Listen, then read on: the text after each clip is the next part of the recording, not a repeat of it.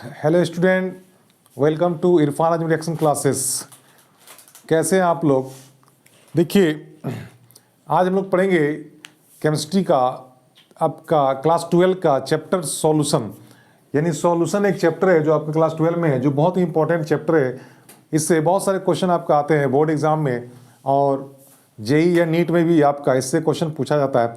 तो आप लोग आज से जो क्लास करेंगे ये स्पेशली आपका जेई और नीट के लिए, तो कंटिन्यू क्लास करेंगे। कंटिन्यू क्लास करेंगे तो आपको स्टेप बाय स्टेप मैं बताऊंगा कि क्वेश्चन का अटैम्प्ट कैसे लिया जाता है।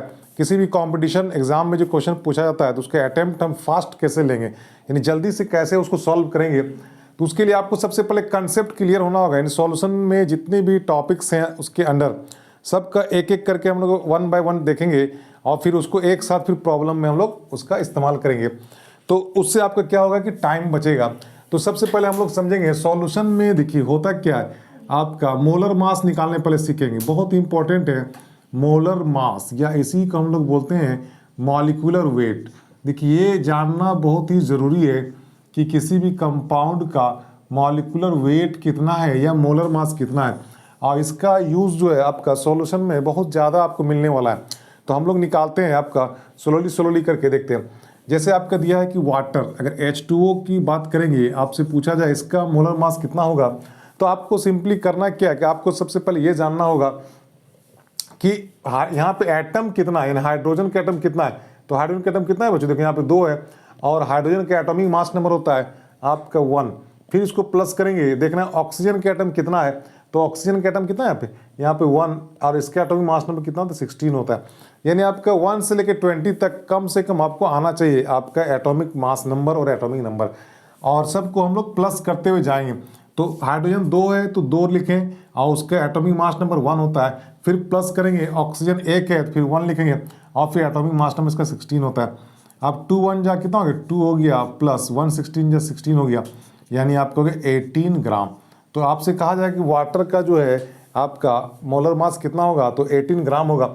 अब इसका 3 यूनिट होता है, या तो ग्राम के टर्म में आपको मिलेगा, या फिर एटॉमिक मास यूनिट यानी कि AMU के टर्म में आपको दिया रहेगा, या फिर आपका इसी को शॉर्ट में हम लोग यूनिफाइड यूनिट बोलते हैं, यानी U के टर्म में लिखा रहेगा। सिर्फ आपका U लिखा रहेगा, U का मतलब हो गया यूनिफाइड यूनिट, है ना। तो तीनों में से किसी को भी आप लिखेंगे तो आपका कोई आपका क्वेश्चन में गड़बड़ी होने वाला नहीं है। आपको समझना क्या है कि सबसे पहले एटम्स को लिखेंगे, फिर उस एटम्स का एटॉमिक मास नंबर से उसको मल्टीप्लाई करेंगे, और फिर नेक्स्ट एटम को हमको जोड़ते हुए चलना है। जैसे आपका एक दूसरा मैं क्वेश्चन दे रहा हूँ, आपका CH4, आपसे बोला जाएगा कि CH4 का मॉलिक्यूलर मास क्या होगा। तो बहुत ही सिंपल है बच्चों, यहाँ पे कार्बन के एटम कितना है 1 है, तो 1 लिखेंगे, और इसके एटॉमिक मास नंबर कितना होता है 12 होता है। तो आपका 1 × 12 हो गया। फिर प्लस करेंगे, हाइड्रोजन कितना दिया हुआ, हाइड्रोजन 4 दिया हुआ है, और इसका एटॉमिक मास नंबर होता है 1, यानी कि 1 12 जा कितना हो गया 12 हो गया, प्लस 4 1 जा 4 हो गया, यानी कि आपका कितना हो गया आपका 16 ग्राम। तो ये तो बहुत ही सिंपल हमने बता दिया कि कैसे इसको हम लोग निकालते हैं। अब इसमें थोड़ा सा ट्विस्टिंग भी रहता है, कुछ क्वेश्चन में आपका आगे पीछे रहता है, नंबर ऑफ एटम्स ज़्यादा दिया रहेगा, तो उसको कैसे निकालेंगे। सपोज यहाँ पे आपका दिया हुआ है ग्लूकोज का हम लोग अगर निकालेंगे तो कैसे निकालेंगे एटॉमिक मास नंबर। तो ग्लूकोज का फॉर्मूला पहले क्या होता है उसको जानना पड़ेगा।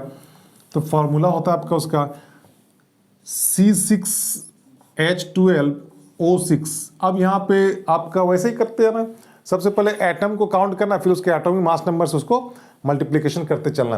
जैसे कार्बन का यहाँ पे एटम कितना 6 है, 6 लिखेंगे, इंटू कार्बन का एटॉमिक मास नंबर 12 होता है। फिर प्लस करेंगे, यहाँ पे हाइड्रोजन कितना 12 है, तो यहाँ लिखेंगे 12, और फिर इंटू हाइड्रोजन का एटॉमिक मास नंबर 1। फिर यहाँ प्लस करेंगे, ऑक्सीजन कितना है 6, फिर यहाँ पे लिखेंगे 6 इंटू इसके एटॉमिक मास नंबर 16, यानी आपका 12 6 जा कितना होता है 72 होता है। फिर प्लस करेंगे 12 1 जा कितना 12 हो गया, फिर प्लस करेंगे 16 6 जा, तो 16 6 जा आपका 96 होता है। और इसको जब हम लोग ऐड करेंगे तो आपका आ जाएगा कितना, आपका 6 2 8 और 2 कितना 10 हो गया, 1 9 1 10 1 11 7 18, यानी कि आपका 180 ग्राम। यानी ग्लूकोज का जो एटॉमिक ग्लूकोज का जो मॉलिक्यूलर मास होगा वो क्या हो जाएगा आपको बच्चों, ग्लूकोज का 180 आपका ग्राम या 180 U हो जाएगा। तो बहुत ही सिंपल यहाँ पे एटॉमिक मास नंबर निकालना, और एटॉमिक मास नंबर से हम लोग मोलर मास को कैसे निकालते हैं। दूसरा अगर आप बात करेंगे, अगर एक चीज़ और है जैसे कि क्या सुक्रोज, ये इसका नाम लिख लेंगे, इसको हम लोग बोलते हैं इसको बोलते हैं ग्लूकोज, कभी कभी ग्लूकोज भी दिया। दूसरा आपका है C12H22O11, इसको बोलते हैं सुक्रोज। क्या बोलते हैं? सुक्रोज। इसी को बोलते हैं शुगर। सुक्रोज को ही हम लोग फिर क्या बोलते हैं? शुगर भी कहा जाता है। जो हम लोग जो खाते हैं उसमें क्या होता है? शुगर। शुगर या सुक्रोज दोनों सेम चीज़ है। अगर इसके एटॉमिक आपका मॉलिक्यूलर मास पूछा जाए या मोलर मास पूछा जाए तो यहाँ पे कार्बन कितना है? 12 है यार। एक कार्बन का एटॉमिक मास कितना होता है? 12 होता है। फिर प्लस करेंगे, हाइड्रोजन कितना है? 22 है। फिर यहाँ 22 लिखेंगे, एटॉमिक मास नंबर 1 लिखेंगे, फिर प्लस करेंगे। आपका ऑक्सीजन कितना? 11 है, तो 11 इंटू इसका 16 होता है। अब इसको क्या 12 जा कितना होता है? 144 प्लस 22 1 जा 22 और प्लस 11 16 जा 16 11 जा आपका 176 होता है। अब जब इसको ऐड करेंगे तो आपका आएगा 342 यानी 342 ग्राम। तो ये हो गया सुक्रोज का आपका मॉलिक्यूलर मास या फिर मोलर मास। आप लोग जब कंटिन्यू क्लास करेंगे तो आपको मोलर मास आपका याद हो जाएगा जी। जैसे ग्लूकोज का क्या होगा तो आपको तुरंत बोलेंगे कितना? 180 होता है। सुक्रोज या शुगर का कितना होता है? 342 होगा। यानी प्रैक्टिस जितना ज़्यादा आप कीजिएगा समझिए कि उतना ही ज़्यादा आपको क्या होगा? बेनिफिट मिलने वाला है। तो ये तो आपको नॉर्मली हम लोग निकालते हैं कि कैसे हम लोग इसको करेंगे। अब थोड़ा सा आपका मोलर मास निकालने में आप थोड़ा सा ट्विस्टिंग कर देते हैं। ट्विस्टिंग का मतलब क्या होता है? देखते हैं, हम इसको चेंज करते हैं। अब इसका कैसे हम लोग निकालेंगे जरा देखते हैं। अगर आपका दे दिया जाए CH3COOH, इसका निकालते हैं हम लोग, है ना। बहुत ही सिंपल है बच्चों। इसको आप लोग कंटिन्यू आज से क्लास आप लोग करेंगे और 2025-26 के लिए हम लोग तैयार हो जाएंगे। जैसे दिया हुआ है CH3COOH, इसका अगर एटॉमिक आपका मोलर मास निकालना है तो कैसे निकालेंगे? तो यहाँ पे देखना कार्बन पर गिने, कार्बन कितना है? तो कार्बन देखिए 1 और 1 कितना हो गया? 2 हो गया ना। तो यहाँ पे क्या लिखेंगे? यहाँ पे हम लोग 2 लिखेंगे यार। कार्बन का एटॉमिक मास नंबर कितना होता है? 12 होता है। और दूसरा फिर प्लस यहाँ करेंगे आप। इसके बाद देखिए हाइड्रोजन कितना है? हाइड्रोजन 3 और 1 4, यानी 3 और 1 कितना? 4 हो गया, तो 4 हो गया। तो यहाँ पे फिर हम लोग क्या लिखेंगे?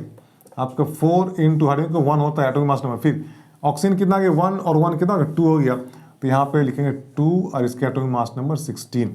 तो आपका हो जाए कितना? 12 2 जा कितना? 24 हो गया, प्लस 4 1 जा 4 हो गया, प्लस 16 2 जा 32 हो गया। तो आपको इसको काउंट करेंगे तो आपका जाएगा 60 ग्राम। यानी कि एसिटिक एसिड का क्या हो जाएगा? यानी 60 ग्राम। ये CH3COOH को क्या बोलते हैं? आपका 60 ग्राम हो जाएगा। अब थोड़ा सा और हम इसमें चेंज करते हैं। जैसे आपका दिया जाए CaOH का होल 2, इसका अगर आपसे पूछा जाए कैसे निकालेगा। अब यहाँ पे होल 2 आ गया, होल 2 आ गया, तो इसमें कैसे बनाएंगे बच्चों? बहुत सारे बच्चे इसमें कंफ्यूज करते हैं कि ब्रैकेट के नीचे 2 लिखा हुआ है तो उसको स्क्वायर करें कि मल्टीप्लाई करें। तो इसको एक्चुअली में मल्टीप्लाई करना है, स्क्वायर नहीं है। तो यहाँ पे पहले कैल्शियम कितना बच्चों? कैल्शियम 1 है, इसके एटॉमिक मास नंबर कितना हो गया? 40 प्लस। अब ऑक्सीजन देखिए, ऑक्सीजन यहाँ कितना? पहले यहाँ अंदर में 1 है, लेकिन इसको मल्टीप्लाई किया गया 2 से, इसका मतलब ऑक्सीजन कितना हो गया? 2 हो गया। यानी 2 लिखेंगे इंटू इसका एटॉमिक मास नंबर कितना होता है? 16। अब यहाँ पे हाइड्रोजन, हाइड्रोजन अंदर में कितना? 1 है, लेकिन इसको भी 2 से मल्टीप्लाई करना, क्योंकि ब्रैकेट के बाहर 2 लिखा हुआ है। यानी हाइड्रोजन में कितना हो गया? आपका 2 हो गया, इसका एटॉमिक मास नंबर 1 हो गया। तो हो जाएगा आपका 140 हो गया 40 प्लस 16 2 जा 32 प्लस 2 1 जा 2, यानी टोटल काउंट करेंगे तो आपका 74 ग्राम ये एटॉमिक मास यूनिट या फिर आपका यू आपका हो जाएगा। तो ये तो आपका हो गया कि ब्रैकेट के अंदर अगर कोई दिया हुआ है तो उसको कैसे निकालेंगे। तो ब्रैकेट के अंदर जो दिया हुआ है, सिंपली यहाँ पे एटम कितना है? 1 एटम ऑक्सीजन का, तो इसको 2 से मल्टीप्लाई कर देंगे, 2 एटम हो गया। अगर यहाँ पे 3 होता, 3 से मल्टीप्लाई करते हैं, यानी कि ब्रैकेट के बाहर जितना भी रहेगा उसको सिर्फ मल्टीप्लाई करते जाना, उसको स्क्वायर नहीं करना है। अब एक क्वेश्चन और इसमें बन सकता है कि आपका कैसे इसको निकालते हैं। अगर बीच में अगर आपका दे दिया जाए वाटर, वाटर अगर बीच में अगर दिया रहेगा, जैसे प्लास्टर ऑफ पेरिस में होता है या फिर वॉशिंग सोडा में होता है, तो इस सब को कैसे हम लोग काउंट करते हैं। तो ये आपको बहुत ही सिंपल यहाँ पे देखते हैं। जैसे आपका दिया हुआ है सबसे पहले क्या Na2CO3, इसका हम निकालेंगे तो क्या निकलेगा, है ना। आपका निकलेगा यहाँ पे सोडियम कितना 2 है, तो लिखेंगे 2, इसका होता है 23 सोडियम का। फिर प्लस करेंगे, कार्बन कितना है 1 है, तो 1 लिखेंगे, फिर इसका 12 लिखेंगे, फिर ऑक्सीजन कितना है 3 है, तो यहाँ पे 3 लिखेंगे, फिर इसको 16 करेंगे। तो आपका 23 को 2 बार टेबल में कितना है 46 हो गया, प्लस यहाँ पे 12 हो गया, प्लस 16 आपका 48 हो गया। ये टोटल अगर काउंट करेंगे तो देखिए 48 12 60 और 46 कितना हो गया, यानी 106 ग्राम आपको हो गया। यानी Na2CO3 का आपका जो मोलर मास हो गया कितना हो गया 106 हो गया।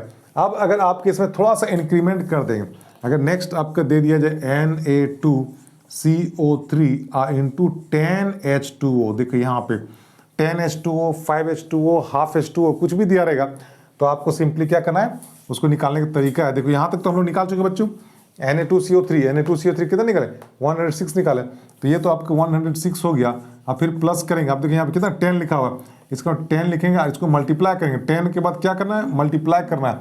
और यहाँ पे वाटर का कितना होता है, अभी हम लोगों ने निकाला पहला क्वेश्चन, वाटर का आपका कितना होता है 18 होता है, तो वहाँ पे 18 लिखेंगे। और यहाँ पे अब हम लोग काउंट करेंगे 106 प्लस 18 10 या कितना होता है 180, यानी टोटल हो जाएगा 286 ग्राम। बात में आ गया।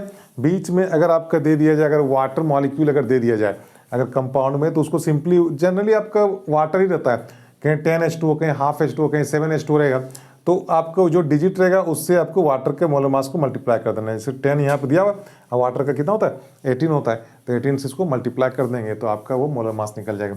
जैसे प्लास्टर ऑफ पेरिस की बात करेंगे अगर हम लोग, यानी ये तो वॉशिंग सोडा का फॉर्मूला था Na2CO3 और 10H2 है ना।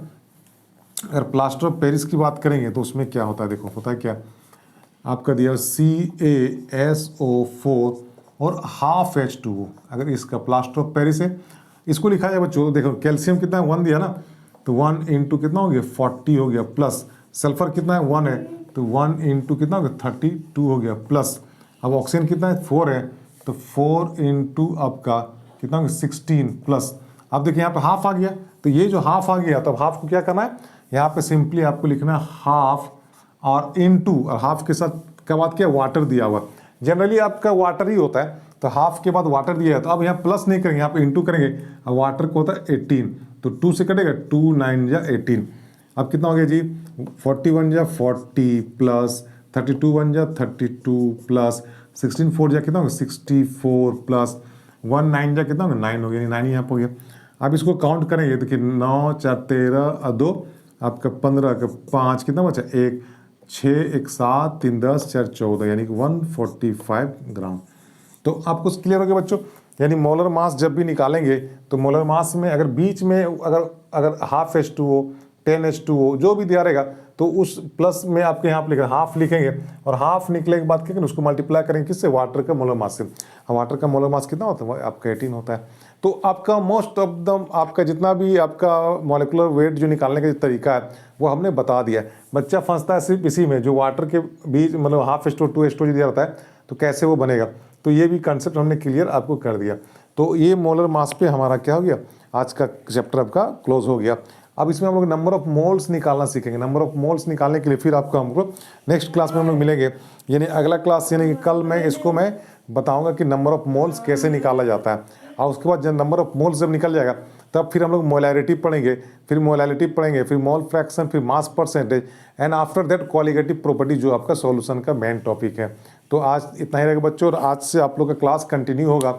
और आपका देखिए हमारा जो सेंटर है वो आपका धनबाद में है ना, जो ऑफलाइन क्लास वहाँ पे चलती है धनबाद में, अगर वहाँ पे चाहें तो आप कांटेक्ट कर सकते हैं फॉर JEE एंड नीट के लिए। चलिए, थैंक यू, ओके।